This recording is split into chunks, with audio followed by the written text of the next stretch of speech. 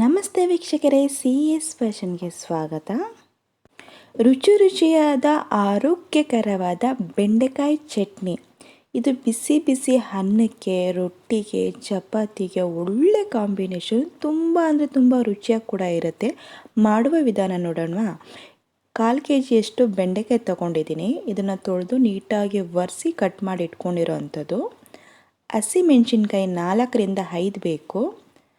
ಜೀರಿಗೆ ಅರ್ಧ tea spoon, ಸಾಸಿವೆ ಅರ್ಧ ಟೀ ಸ್ಪೂನು, ಕೊತ್ತಂಬರಿ ಸೊಪ್ಪು ಸ್ವಲ್ಪ, ರುಚಿಗೆ ತಕ್ಕಷ್ಟು ಉಪ್ಪು, ಬೆಳ್ಳುಳ್ಳಿ 1 ಗೆಡ್ಡೆ ಬರುತ್ತಲ್ಲ ಅದನ್ನು ಇಟ್ಕೊಂಡಿದ್ದೀನಿ, ಹುಣಸೆಹಣ್ಣು ಸ್ವಲ್ಪ, ಸಕ್ಕರೆ 1 ಟೀ ಸ್ಪೂನು, ನಿಂಬೆಹಣ್ಣು ಅರ್ಧ, 2 ಟೀ ಸ್ಪೂನಷ್ಟು ಎಣ್ಣೆ.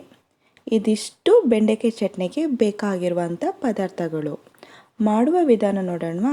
ಒಂದು ಸ್ಟವ್ ಮೇಲೆ ಒಂದು ಬಾಣಲಿ ಇಟ್ಕೊಂಡಿದ್ದೀನಿ. ಬಾಣಲಿ ಕಾದ ತಕ್ಷಣ ಬೆಂಡೆಕಾಯಿ ಹಾಕ್ಕೊಂಡು ನೀಟಾಗಿ ಹುರ್ಕೋಬೇಕು. ಅದು ಬೆಂಡೆಕಾಯಲ್ಲಿ ಲೋಳೆ ಬರುತ್ತೆ ಗೊತ್ತಾ, ಅದಷ್ಟು ಹೋಗೋ ತನಕ ನಾವು ಹುರ್ಕೋಬೇಕು. ಒಂದು 10 ನಿಮಿಷ ಆಗುತ್ತೆ. ನೀಟಾಗಿ ಹುರ್ಕೋಬೇಕು. ಮೀಡಿಯಮ್ ಉರಿ ಇಟ್ಕೋಬೇಕು ನಾವು.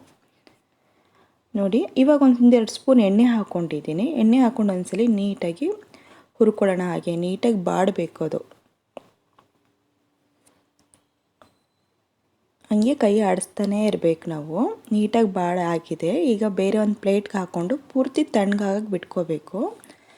ಈಗ ಇದಕ್ಕೆ 1-2 ಸ್ಪೂನ್ ಎಣ್ಣೆ ಹಾಕ್ಕೊಂಡು ಹಸಿಮೆಣ್ಸಿನ್ಕಾಯಿನೂ ಹಾಕ್ಕೊಳ್ಳೋಣ.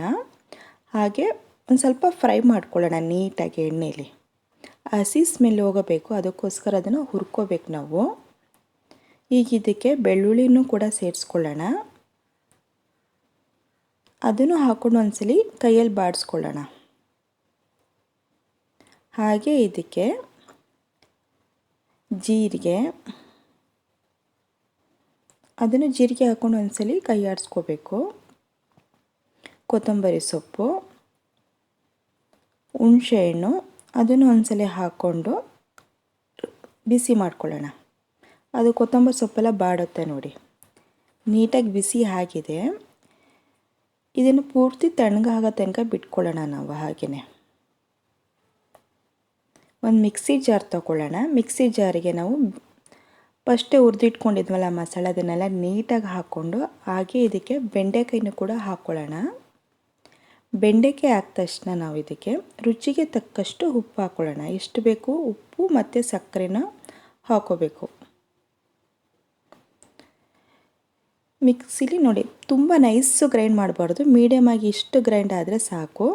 ಒಂದು ಪ್ಯಾನ್ಗೆ ಎಣ್ಣೆ ಹಾಕ್ಕೊಳ್ಳೋಣ. ಎಣ್ಣೆ ಕಾದ ತಕ್ಷಣ ಸ್ವಲ್ಪ ಸಾಸಿವೆ ಹಾಕ್ಕೊಳ್ಳೋಣ. ಸಾಸಿವೆ ಚಟಪಟ ಅಂತ ಸೌಂಡ್ ಬಂದ ತಕ್ಷಣ ನಾವೇನು ರುಬ್ಕೊಂಡಿದ್ದೀವಿ ನೋಡಿ, ಅದಷ್ಟು ಇದಕ್ಕೆ ಹಾಕ್ಕೊಳ್ಳೋಣ. ಹಾಕ್ಕೊಂಡು ಒಂದ್ಸಲಿ ನೀಟಾಗಿ ಮಿಕ್ಸ್ ಮಾಡ್ಕೋಬೇಕು. ಸ್ಟವ್ ಮೇಲೆ ಹಾಗೆ 1-2 ನಿಮಿಷ ಕೈ ಆಡಿಸ್ತಾ ಇರೋಣ. ಈಗ ಬಾಣಲಿಲಿ ನೀಟಾಗಿ ತಳೆ ಇಡಬಾರ್ದು, ಹಂಗೇನೆ ನೀಟಾಗಿ ಕೈ ಆಡಿಸ್ತಾನೆ ಇರಬೇಕು. ಆಗಿದೆ ಕರೆಕ್ಟಾಗಿ. ಈಗ ಸ್ಟವ್ನ ಆಫ್ ಮಾಡಿಬಿಟ್ಟು ನಿಂಬೆಹಣ್ಣನ್ನು ಹಿಂಡ್ಕೊಳ್ಳೋಣ. ಒಂದು ಅರ್ಧ ಉಳ್ಳು ನಿಂಬೆಹಣ್ಣು ಇಟ್ಕೊಂಡಿದ್ನಲ್ಲ, ನೀಟಾಗಿ ಹಿಂಡ್ಬಿಟ್ಟು ಒಂದ್ಸಲಿ ಮಿಕ್ಸ್ ಮಾಡೋಣ. ಸ್ಟವ್ ಆಫ್ ಮಾಡಾಮೇಲೆ ಮಾತ್ರ ನಿಂಬೆಹಣ್ಣು ಹಾಕ್ಕೋಬೇಕು. ರುಚಿಯಾದ ಬೆಂಡೆಕಾಯಿ ಚಟ್ನಿ ರೆಡಿ ಇದೆ. ಇದು ಚಪಾತಿಗೆ, ಅನ್ನಕ್ಕೆ, ರೊಟ್ಟಿಗೆ ಒಳ್ಳೆ ಕಾಂಬಿನೇಷನು. ಈ ರೆಸಿಪಿ ಇಷ್ಟ ಆದಲ್ಲಿ ನಮ್ಮ ಚಾನಲ್ಗೊಂದು ಲೈಕ್ ಮಾಡಿ, ಹಾಗೆ ಶೇರ್ ಕೂಡ ಮಾಡಿ, ಬೆಲ್ ಐಕಾನ್ ಕೂಡ ಪ್ರೆಸ್ ಮಾಡಿ, ನಮ್ಮ ಚಾನಲ್ನ ಸಬ್ಸ್ಕ್ರೈಬ್ ಕೂಡ ಆಗಿ. Thank you for watching.